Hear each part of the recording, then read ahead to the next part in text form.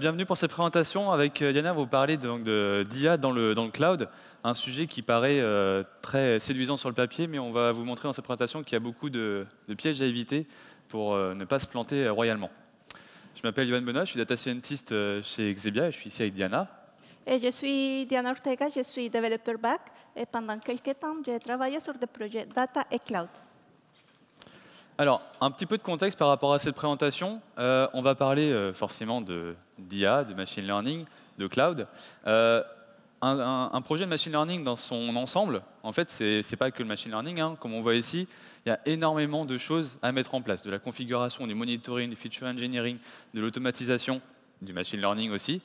Et en fait, on se rend compte que le machine learning, c'est juste une toute petite boîte dans cet ensemble absolument énorme. Yohan, ça veut dire que tu travailles que sur cette petite partie? Ouais, merci de pendant un projet? Merci de minimiser mon travail. Tout à fait, oui, mais c'est très important cette brique-là. On voit que du coup, forcément, on met beaucoup d'énergie, de sujets autour de la data science, mais finalement, c'est tout un ensemble qui va permettre de créer des produits vraiment de bout en bout. Quand on va parler de cloud par rapport à ça, forcément, aujourd'hui, les cloud providers, ils promettent énormément de choses et c'est tout un nouveau monde qui s'ouvre à nous. Ce qu'on s'est rendu compte de par nos essais-erreurs, c'est qu'il y a aussi plein de pièges à éviter. Et donc, on va vous en parler de quelques-uns aujourd'hui. On va aborder cette présentation à partir de notre expérience sur plusieurs projets. Et moi, je ne suis pas data scientist. Je suis informaticien de base. Et comme dit Martin Sienkiewicz de Google, il faut faire machine learning pas comme les machine learning experts que je ne suis pas, mais comme les ingénieurs que je suis. Alors, pendant cette présentation, on va parler de notre expérience et on va vous donner des tips, des bonnes pratiques qu'on pense que sont importantes à avoir pendant le déroulement de machine learning dans les clouds. Et on va aborder dans 3 étapes des leçons apprises avant de commencer le projet, pendant qu'on implémente le projet et à la fin, quand on passe en production. Et on va commencer avant de commencer le projet. On va parler de la première leçon. Normalement, quand on est dans une boîte, il se passe beaucoup de choses avant que les boîtes passent en cloud. Et on va te dire, on cherche à passer en cloud parce qu'il y a plusieurs avantages, plusieurs promesses que les fournisseurs cloud nous donnent. Ici, j'ai pris 3 parmi les fournisseurs cloud publics les plus populaires, mais il y a beaucoup d'autres. Et en manière générale, quand on est dans un projet cloud et machine learning, on a des promesses comme pouvoir créer des pipelines machine learning assez facilement. On va pouvoir aussi escaler up et down nos services en dépendance de l'utilisation qu'il y a. Et on va avoir une garantie qu'il y aura peut-être un peu plus de disponibilité de nos services parce qu'on ne devra pas acheter des machines, mais utiliser dont on a besoin. Et on aura aussi accès aux dernières mises à jour des technos, des machines, des frameworks. Et peut-être une chose très importante, c'est que probablement on va payer pour ce qu'on utilise. Bon. Notre boîte a choisi la plateforme cloud pour tous les projets en général. Et après, on s'est dit, maintenant pas, pour notre projet machine learning, data science. Bon, il faut se rappeler qu'indépendant de où on va déployer nos projets, c'est un projet data science et tous les projets data science ont des étapes. La première étape, c'est identifier le problème. Il faut avoir identifié qu'est-ce qu'on veut faire. Et pas s'orienter sur où on va déployer, mais avoir une conception des produits, on va dire, que c'est assez fort comme on fait normalement dans les projets machine learning ou data science. Ensuite, il faut se rappeler qu'on a besoin de données. Même s'il y a des algos pré-entraînés, tout ça, on va avoir besoin de données. Et on va collecter ces données, les explorer, peut-être les nettoyer, etc. Ensuite, on va entraîner tester nos modèles. Et à la fin, on va passer à utiliser ces modèles et les déployer sur la prod. Alors, la première leçon, c'est réfléchir. Est-ce qu'on a besoin de machine learning, de cloud tout le temps? Est-ce que je peux peut-être concevoir mon projet avant de dire je vais le déployer dans le cloud? Il faut peut-être passer par une étape de prototypage data science avant de se lancer à implémenter quelque chose où il se soit. Et le cas d'utilisation stratégique pour le business, est-ce que c'est techniquement et fonctionnellement faisable ce que je veux faire? Et c'est ça notre première leçon. Ensuite, on va dire, on a défini notre projet. Et notre projet, c'est de faire, par exemple, un chatbot qui contient un moteur de traitement de langage naturel. C'est juste un exemple. Cela veut dire quoi? On a un utilisateur qui envoie des messages qui sont traités. Il passe vers un moteur de machine learning pour, par exemple, comprendre les émotions qu'il a, pour donner la réponse la plus appropriée à l'utilisateur. Pour ça, on pourrait penser qu'on a besoin de beaucoup de ressources. On va avoir besoin d'experts de traitement de langage naturel. On va avoir besoin d'experts en machine learning, en plus de développeurs, de data engineers, de data scientists et tout. Il faut peut-être regarder les options. Aujourd'hui, dans les projets cloud, dans la plupart des fournisseurs cloud, il y a des services managés. Il faudrait plutôt explorer ces services managés. L'idée, c'est de réutiliser et de réduire notre time to market. Il faut se rappeler aussi que les projets data science, machine learning en général, sont des projets itératifs. On commence simple et on peut commencer à ajouter des choses et à faire un produit beaucoup plus complexe. Une première phase simple, ça nous permet de commencer à avoir nos besoins d'infrastructures et de machines faites. Il y a beaucoup d'options. Dans la partie haut, on a classifié sur de différents types de services qu'on a aujourd'hui à disposition. C'est juste un échantillon. Et dans la partie haut, on voit des services de cloud public, mais on a aussi des produits open source et des produits en SaaS.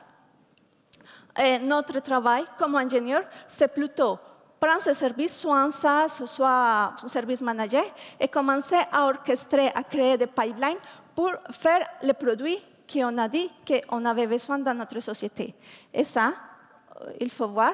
Et il faut penser aussi si c'est moi qui est fournisseur de ce que je vais utiliser. Par exemple, si je vais fournir un service de traitement de langage naturel, ou si je simplement le vais utiliser pour faire quelque chose de plus compliqué. Si c'est le cas que je vais fournir le service, peut-être que je ne dois pas créer l'algorithme de zéro, mais je peux utiliser des approches des algorithmes déjà existants. Il y a un autre aspect très important, c'est penser si je veux être cloud agnostique. Je ne veux pas être trop engagé dans un fournisseur de cloud ou pas, et dans ce cas, on a aussi des solutions open source. Rappelez-vous, le but, c'est pas...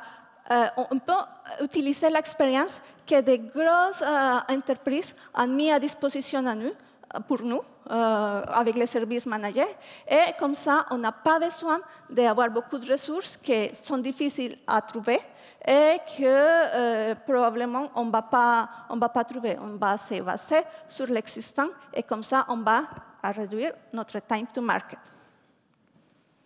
Donc l'idée, c'est bien de réfléchir avant de se lancer tête baissée dans son provider préféré et de directement lancer notre projet dans le cloud. Pensez à votre projet, la stratégie que vous voulez y mettre, et réfléchissez avant de mettre tous les experts sur le sujet à quel service pourrait accélérer mon time to market. Maintenant, je suis en train d'implémenter mon projet. C'est super, ça veut dire que je suis dans le cloud et globalement, je me sens surpuissant parce que j'ai toute la puissance de la Terre à ma disposition. J'ai des notebooks à foison et tous mes data scientists peuvent être super contents. J'ai des GPU de fou, je peux vraiment tout faire. Donc tous les problèmes que j'avais sur ma pauvre infrastructure Hadoop, où dès que je lançais un notebook, je prenais toutes les ressources du cluster et tous les data ingénieurs me disaient vas-y, arrête ton notebook, et c'est plus le cas.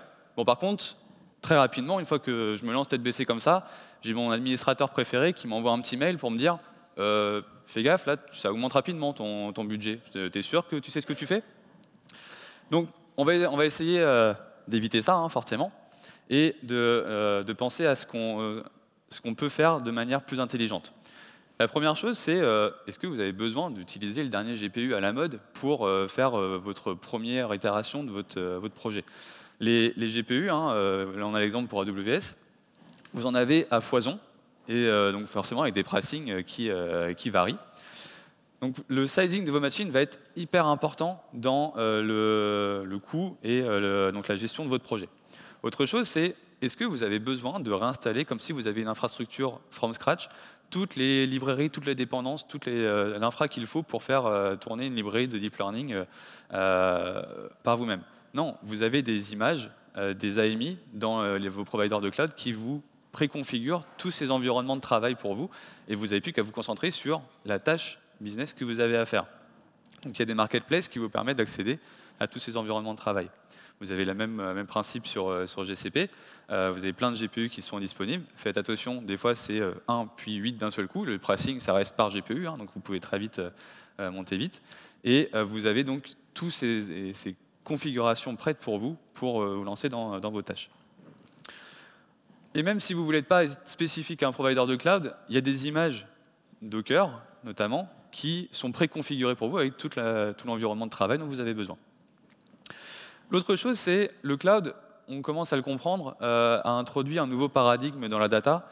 Initialement, sur les infrastructures distribuées classiques, on ne séparait pas le stockage du compute. On faisait le calcul là où se situe la donnée.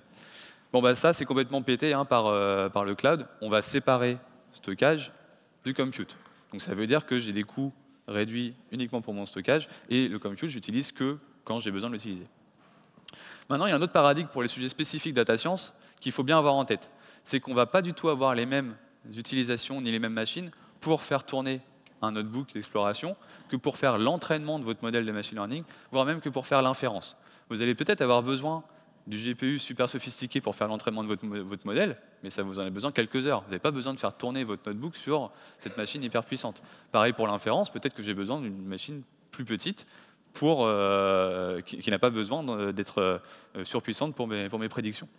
Donc pensez bien à ça. Ça veut dire que quand vous allez sizer vos machines, il faut bien avoir en tête de les dimensionner en fonction de l'usage dont vous aurez besoin.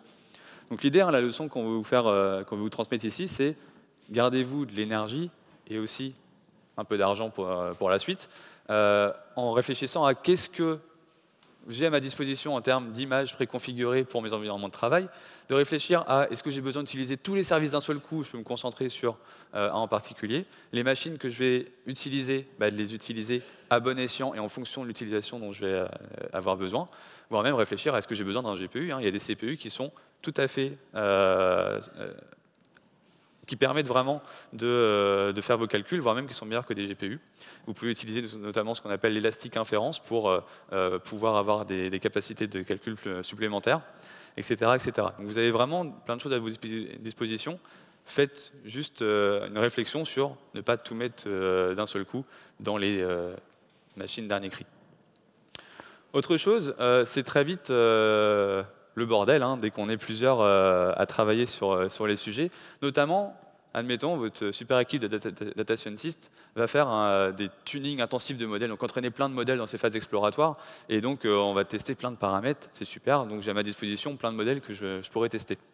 En fait, vous pouvez très vite vous retrouver avec une jungle de modèles, donc qui sont même déployés dans des endpoints avec des machines qui tournent, et ne plus savoir s'ils sont utilisés réellement en production ou pas, ou si c'est juste quelque chose qui tourne en shadow et que je ne maîtrise absolument pas. Donc ça devient très vite absolument ingérable, et non seulement pour retrouver les modèles, mais surtout il y a des choses qui ne servent à rien, qui ne sont pas utilisées en production. Les endpoints que vous avez à votre disposition, vous pouvez aussi les configurer. Il y a des configurations par défaut de vos machines, mais vous pouvez les sizer et les faire scaler au fur et à mesure, voire même vous n'êtes pas obligé de déployer un endpoint par modèle que vous avez entraîné. Si vous voulez faire de la B-testing, vous déployez plusieurs modèles sur un endpoint et vous redirigez les flux, etc. Donc ça veut dire qu'il y a des choses qui sont faites pour vous pour vraiment configurer l'utilisation interne de vos modèles. Autre chose, c'est, on a parlé des notebooks. les notebooks, c'est bien, mais quand on les utilise de manière, je dirais, classique, bah, ce n'est pas la chose qu'on va versionner. En général, on va le laisser ouvert jusqu'à temps que je revienne le lendemain matin pour être sûr que mon code il soit toujours là et que je puisse refaire tourner mon modèle. Bon, en fait, ça, on le casse totalement, hein, cette chose-là. Vous allez pouvoir versionner vos notebooks de manière quasi automatique. Et donc, vos notebooks, votre code et vos données restent en l'état. Vous pouvez stopper vos notebooks dès que vous n'en servez pas. Donc, ce qu'on veut vous dire derrière ça, c'est pensez bien au versionning. Et le versionning dans ce type de monde, c'est pas uniquement le code. Quand on parle de développement logiciel, bien sûr, on va versionner notre code. Bah, le versionning, c'est aussi une histoire de vos modèles et c'est aussi une histoire de vos notebooks. Il faut penser à tout ça pour éviter que ce soit la jungle demain dans vos utilisations à plus grande échelle des projets de data science. Et donc, stoppez tout ce que vous n'utilisez pas, hein, ça ne sert absolument à rien. Vous n'allez pas les perdre. Et bien sûr, il y a toujours la question de est-ce que je dois utiliser un service que j'achète ou est-ce que je dois tout construire par moi-même?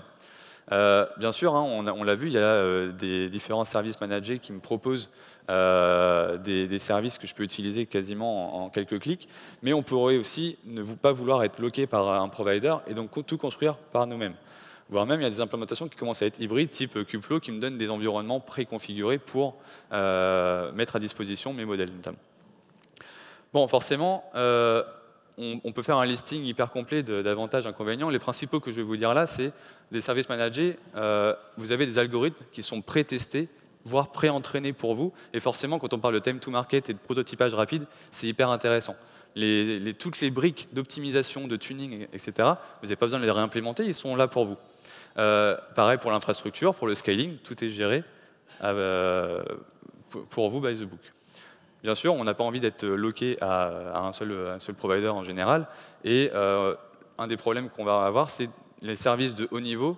On n'a pas accès sur quelles données ils sont entraînés. Mon service de reconnaissance d'images haut niveau sur mon provider, ils sont entraînés sur des images que je ne maîtrise pas.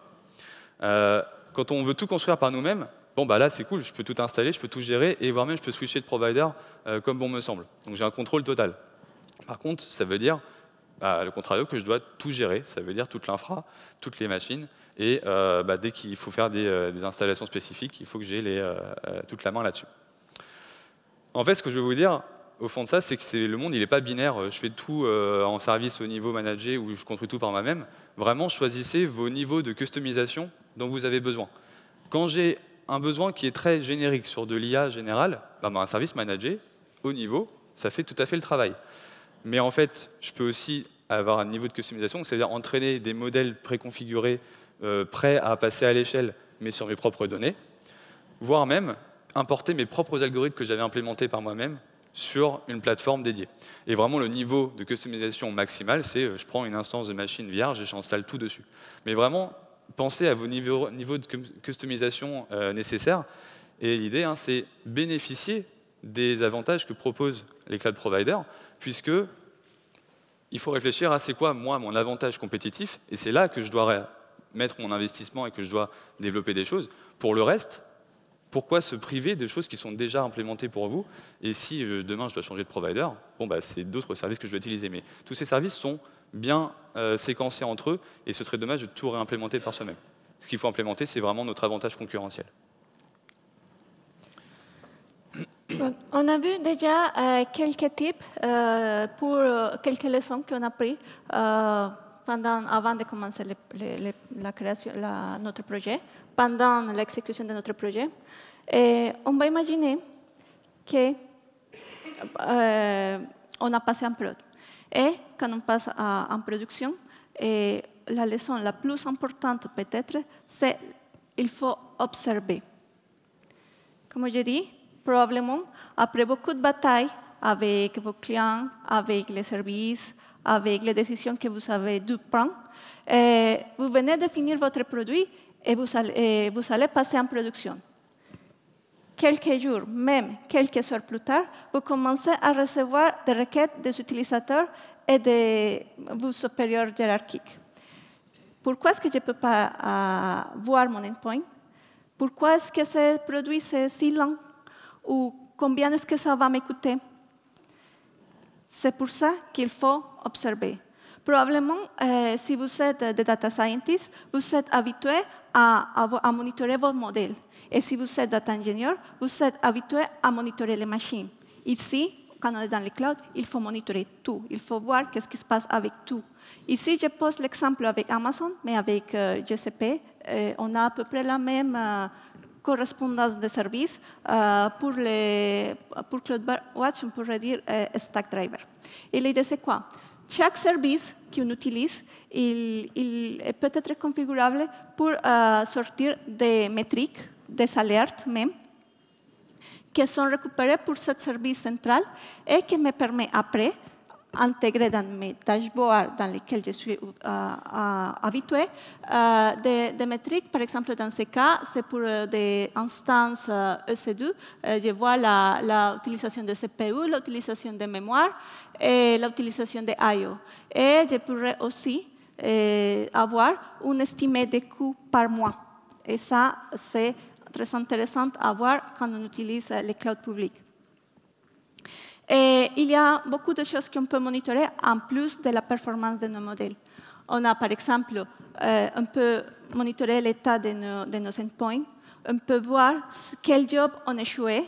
On peut savoir combien d'invocations on a pour savoir si, si le service scale en haut ou si on le scale en bas. On peut même l'automatiser. On peut créer des alertes pour ne pas devoir être en face d'un écran en regardant tout le temps qu'est-ce qui se passe. On peut aussi voir la latence, l'utilisation de mémoire, de disques en CPU et la centralisation des logs.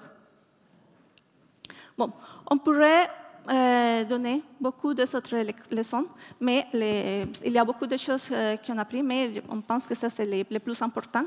Qu'est-ce qu'on a appris aujourd'hui? On a vu qu'avant de commencer les projets, il faudrait avoir une vision claire de notre produit. Il faudrait peut-être commencer les tests en local et commencer avec une étape de prototypage de data science, par exemple, pour voir la viabilité de notre produit.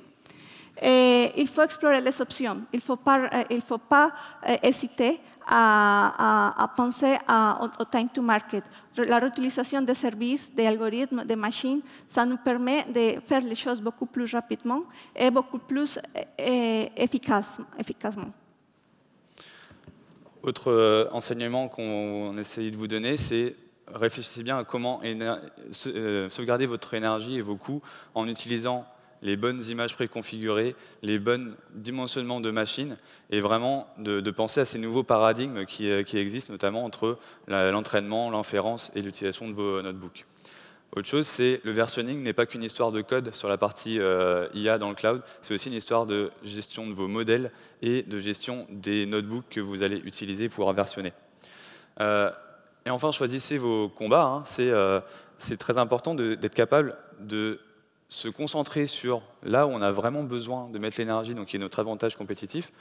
Pour le reste, c'est très important de pouvoir bénéficier de tous les services qui sont mis à notre disposition et pour lesquels on n'est pas forcément loqué, hein, on pourra changer très, très facilement. Donc vraiment, pensez bien à votre niveau de customisation dont vous aurez besoin pour l'utilisation optimale des services. Finalement, il faut penser à l'observabilité. Il faut savoir qu'est-ce qui se passe tout le temps avec mes services et mes modèles. Donc au final, hein, ce qu'on a essayé de vous dire ici, c'est que l'IA dans le cloud, certes, c'est très séduisant, il y a plein de potentiel, c'est génial. Par contre, j'espère que vous aurez compris dans cette présentation que l'IA dans le cloud sans des bonnes pratiques de développement logiciel, eh ben, c'est juste un buzzword et vous serez voué à l'échec. En vous remerciant de votre participation.